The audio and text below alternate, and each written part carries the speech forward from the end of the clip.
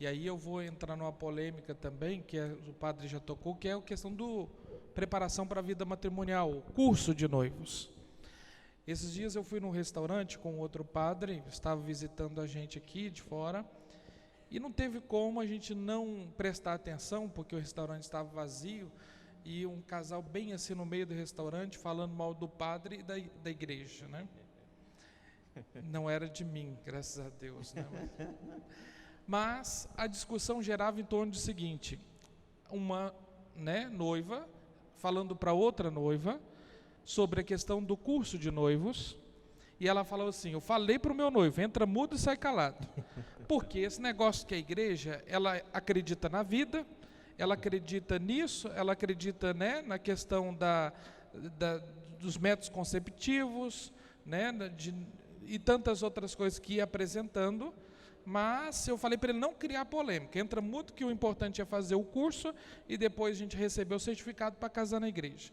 Mas é coisa que a igreja acredita, e aí a gente não entende. Quem é a igreja? Né? A igreja não somos nós? Né? Então é ela que acredita, ou então ela não acredita, mas ela está então buscando a igreja somente por um ato civil, né, social, que se torna então um sacramento, e aí então instruindo ainda mais outra pessoa a fazer o errado, né? Fazer um curso para não acreditar naquilo, para cumprir um preceito, da mesma forma que muitos casais fazem, né? Não, aceito criar meu filho na igreja católica.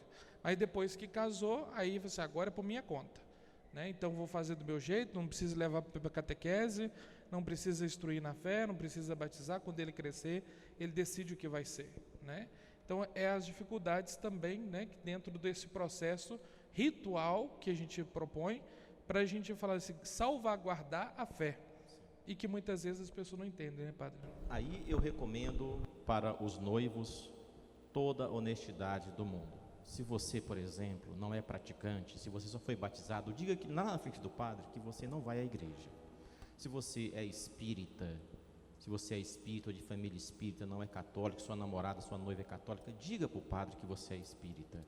Se a sua religião se você não crê, se você é ateu, diga para o padre que você não acredita nos princípios da igreja, essas coisas. Diga para o padre, porque eu recomendo toda a honestidade, porque se você esconder essas questões, você pode estar contraindo e prejudicando muito a sua noiva ou o seu noivo, né, de estar casando de uma maneira nula com você. Entende? Por exemplo, vamos citar aqui um exemplo, né? A mentalidade divorcista, né, não acredita que o matrimônio é para a vida toda, porque vê os exemplos das separações, né? Não acredita que ele é indissolúvel, tem convicção intelectual, tem certeza intelectual que o matrimônio não é indissolúvel, que isso é coisa de padre, que isso é coisa de religião, entendeu? Então, que é quase como ali uma tendência para a bigamia. Não acredita que, ou também não quer ter filho, já foi até um ponto polêmico entre eles, quando conversaram e tudo mais. Às vezes o rapaz, a maioria a gente tem que citar os rapazes, porque os rapazes são o que leva pior, né? Já tem até tido um filho anteriormente, já não quer mais ter filho. Então, essas coisas a gente não esconde para a igreja. Por que a gente não deve esconder? Porque a gente deve trazer toda a verdade, e ali o padre vai procurar as devidas licenças, dispensas, porque o que ele vai estar fazendo? Ele está preparando, habilitando você. No final do processo ele vai dizer, esse casal está habilitado para se casar. Verifiquei sua liberdade, sua vontade, seus impedimentos, né, para que eles podem se casar. Então nós estamos fazendo muito pro forma, nós estamos só preenchendo o formulário, entregando o documento, e estamos muitas vezes mentindo, ou também os padres não estão ligando para esses detalhes.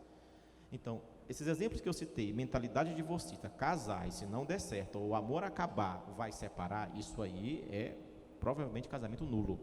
Casamento nulo. Tá bom? Isso chama-se simulação total.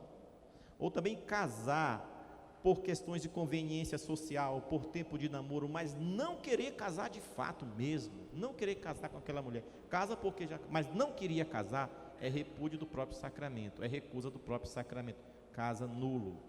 Casar e não querer filhos O pior é quando chega na entrevista assim, não queremos filhos não, porque já temos 2 cachorros. Já temos 2 cachorros. Não, já aconteceu. Isso e aí, como é que fica, né? Sim, é nulo.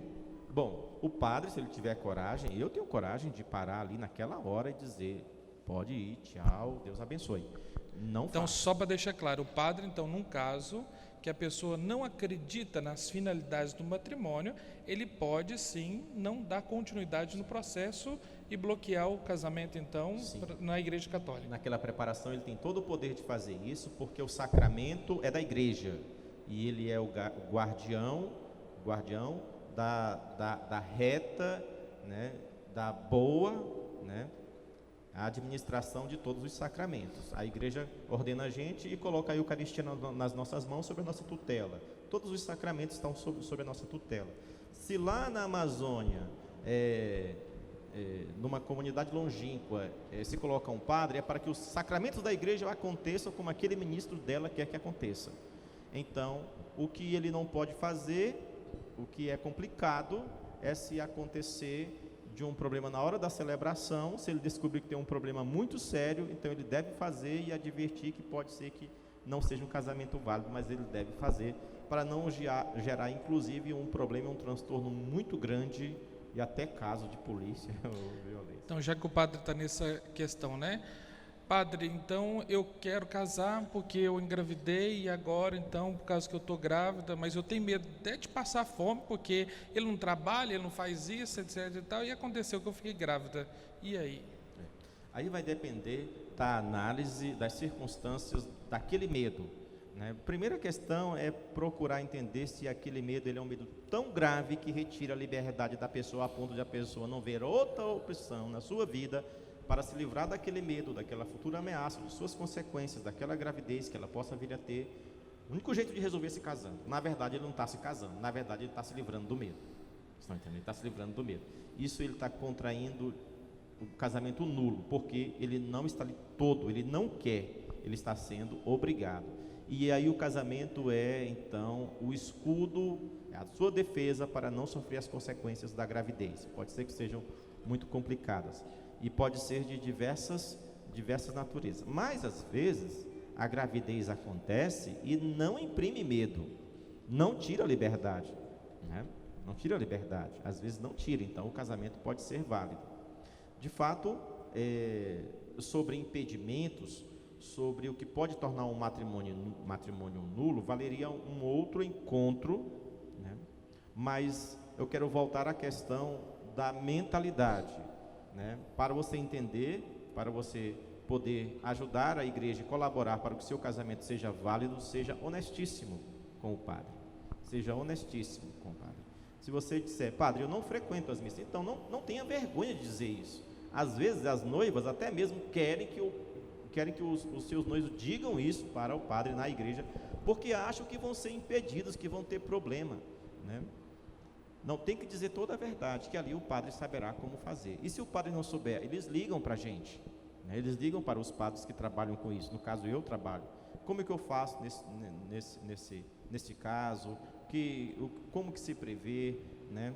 E se o rapaz, então, deve se esclarecer tudo, quais são as consequências, por aí vai. Tá bom? Mais um detalhe, então, que pode acontecer, e já aconteceu em alguns lugares, na China, e não aqui no Brasil, né?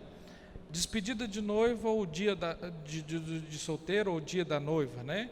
Bebida alcoólica no dia do casamento, chegar embriagado, ou até na fila de casamento mesmo, os padrinhos oferecer uísque para tomar coragem, então, né? Sobre embriaguez na celebração do matrimônio.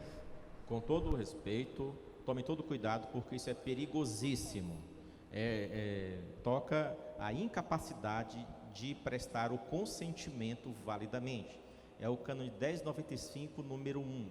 Quem é incapaz de prestar o seu consentimento? Quem sofre por grave defeito racional.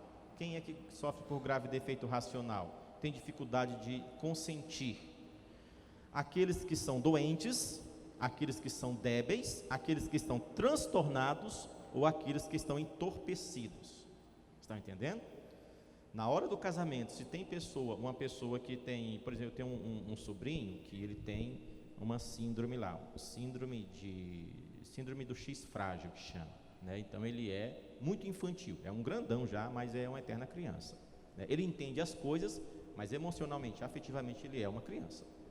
Então, nós não podemos fazer o casamento dele. Ele arranjou a namorada ali que era igual a ele, mas nós não podemos fazer o casamento dele, entendeu? Ele tem uma doença, tá certo? Quem está transtornado naquele momento, se a mãe morreu, se aconteceu um acidente, se aconteceu uma desgraça, não é bom fazer o casamento. A perturbação interna, então isso afeta a capacidade de consentir, né? Não é bom fazer, né? E quem está entorpecido, às vezes não queremos aceitar a questão do álcool, porque o álcool é legalizado, mas a pessoa pode estar embriagada porque talvez queira tomar coragem, não por conta da beleza da noiva, mas por conta da mudança da sua vida. Vocês estão entendendo? Porque vai mudar a sua vida, porque ele vai deixar de ser o que ele é e vai assumir uma nova vida. E às vezes as pessoas bebem para isso também, né? Então é o seguinte, quem está bêbado no casamento tem grandes possibilidades do casamento não ser um casamento verdadeiro. Aí há outras questões também, doenças psíquicas como bipolaridade, todas as outras doenças psíquicas, como perversões sexuais também, entra no rol de doenças psíquicas para nós, para a Igreja Católica. E quem também é muito imaturo, quem não é responsável o suficiente, não tem discrição, não tem sensatez o suficiente para assumir as grandes responsabilidades, os grandes deveres de um casamento.